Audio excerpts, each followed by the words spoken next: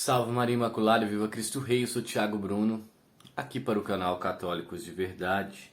Hoje, a palavra de Deus está no Evangelho de São Marcos, capítulo 8, do 22 até o versículo 26.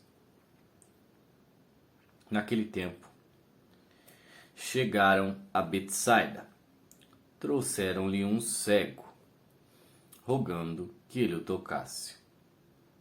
Tomando o cego pela mão, levou-o para fora do povoado e, cuspindo-lhe nos olhos, impondo-lhe as mãos, perguntou-lhes: Percebes alguma coisa? Ele, começando a ver, disse: Vejo as pessoas como se fossem árvores andando. Em seguida, ele colocou novamente as mãos sobre os olhos do cego, que viu distintamente e ficou reestabelecido, e podia ver tudo nitidamente e de longe. Mandou para casa dizendo: Não entres no povoado. Palavra da salvação. Glória a vós, Senhor. O interessante dessa palavra é que ela é muito fácil de ser contextualizada com a nossa vida. Por quê, Tiago? Porque sem Jesus nós estamos cegos. Quando Jesus nos toca, nós começamos a ver. Sem Jesus, nós não conseguimos entender os valores morais cristãos. Eu vou dar um testemunho até particular meu. Eu lembro quando eu estava lá com meus 14, 15 anos, eu falava na escola: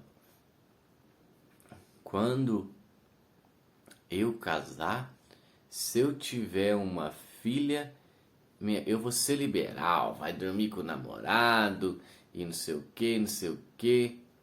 Olha o absurdo que eu tinha falado naquela época, sem nenhuma maturidade e sem nenhuma conversão no meu coração. E hoje em dia eu não falaria aquilo que eu falei, mas nem morto.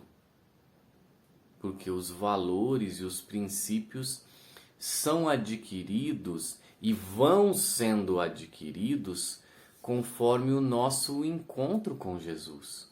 Jesus, ele nos toca e ele transforma o nosso coração transformado vai querendo mudar as coisas. Jesus, ele muda até o caráter. Por isso que para Jesus é possível fazer com que um ladrão pare de roubar, que um rico deixe de ser ambicioso e muitas coisas mais. Porque Jesus, ele é a verdade. Jesus, ele é a vida. Então, quando essa verdade e vida ela entra na nossa alma e nos toca, não tem como nós sermos as mesmas pessoas que éramos antes desse encontro. Então, com esse testemunho que eu aqui vos falo, após uma juventude também no mundo, depois quando eu me encontrei com Jesus, minha vida mudou completamente. E os meus princípios também. O que não era valorizado por mim, hoje é o que eu acho o bonito, o sagrado. Manter a castidade, se manter casto para ter uma vida em Deus, poder participar do corpo de Cristo sem estar em estado de pecado. Porque quantos e quantos e quantos hoje participam da Santa Comunhão em pecado mortal? Vamos pegar aqui. Quantos por cento da sua igreja você acha que utiliza os métodos contraceptivos que a igreja indica?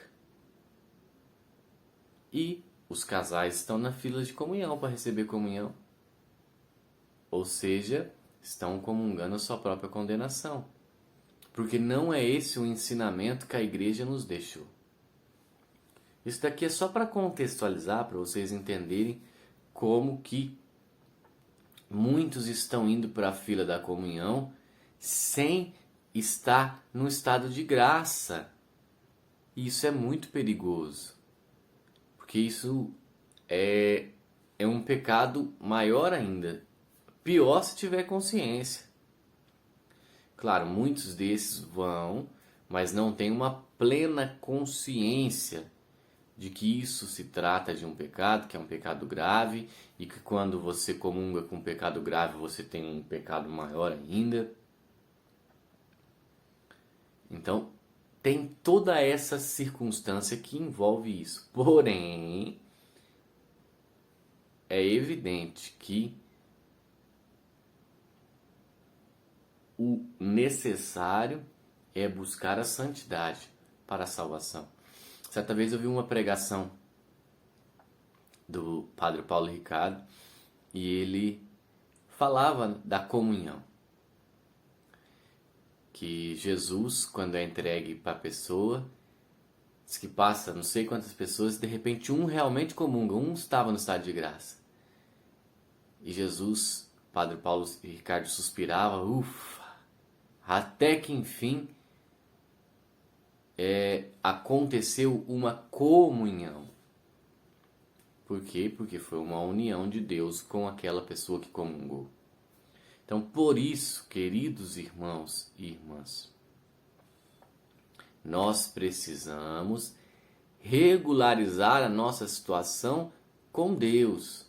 Senão, se faz tempo que não se confessa, que procure um sacerdote para a confissão, porque a confissão ela é muito necessária. Eu me confesso quase que mensalmente, às vezes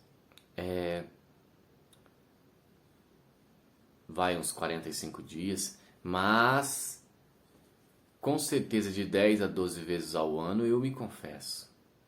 Eu não me confesso só quando a igreja pede para a Páscoa ou para o Natal, não. Porque isso é uma necessidade para aqueles que querem estar em verdadeira comunhão com Jesus. O sacramento da reconciliação é necessário, a não ser que a pessoa viva uma santidade, como diz Padre Paulo Ricardo, né?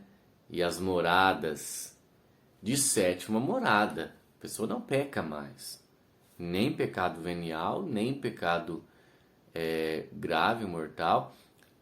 Porém, abrimos um parênteses, os pecados veniais, eles podem ser confessados no ato penitencial da missa, desde que nós tenhamos nos arrependido disso. Mas fica esse ensinamento.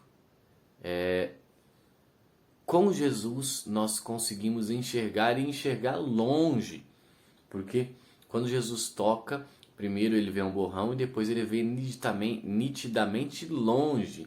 Com Jesus nós enxergamos longe, nós conseguimos enxergar a vitória que virá após a tribulação. Porém, sem Jesus a nossa vida é uma vida de trevas, é uma vida que é como se nós tivéssemos, com todo respeito aos porcos, mas dentro de um chiqueiro imundo. E imaginemos que você pega uma mangueira e molha um porco dentro do chiqueiro. Se você não tira toda aquela camada de sujeira de barro com fezes, tudo que tem ali no chiqueiro, o porco vai rolar naquilo e vai ficar sujo. É isso que o pecado faz na nossa vida. Ele nos seduz para que a gente role que nem um porco no chão do chiqueiro, que a gente se lambuze de pecado e que a gente fique sujo. É isso que o demônio quer fazer. Essa é a verdade que o demônio tem ensinado, que nós precisamos viver aproveitando a vida no pecado. Essa é a verdade que o demônio tem ensinado. Nós precisamos ficar muito atentos com isso. Nós precisamos ficar muito atentos, porque nós precisamos fugir das ocasiões de pecado. Certa vez eu vi testemunho de um casal jovem que manteve a castidade durante o seu namoro antes do casamento, para nos mostrar que é possível viver um namoro santo, sim. E qual era o principal conselho deles? Fuja das ocasiões de pecado. Ah, fiquei sozinho com a minha namorada na minha casa. Meus pais foram viajar, ela está aqui comigo. O que esses jovens faziam? Cada um ia para sua casa. Um que estava na casa já ficava, o outro ia para sua casa. Fugiam, se separavam para não correr risco de pecar, de ter uma ocasião de pecado aí. Isso daí é fugir do pecado. E daí quando a gente foge do pecado, a palavra de Deus vai dizer que ele foge de nós. Entenderam? Então, Jesus ele nos dá essa visão espiritual para conseguir combater verdadeiramente o pecado. Agora, sem Jesus, coitado de nós. Coitados de nós, sem Jesus. Porque não existe outros caminhos. Só existe um caminho que é Jesus. Quando a gente volta os nossos olhos para os outros caminhos, achando que esses caminhos também nos levam a algo ou a algum lugar, aí é o grande X da questão. Porque não existe esperança fora de Jesus Cristo. Salve Maria Imaculada, viva Cristo Rei, um beijo grande dentro do seu coração.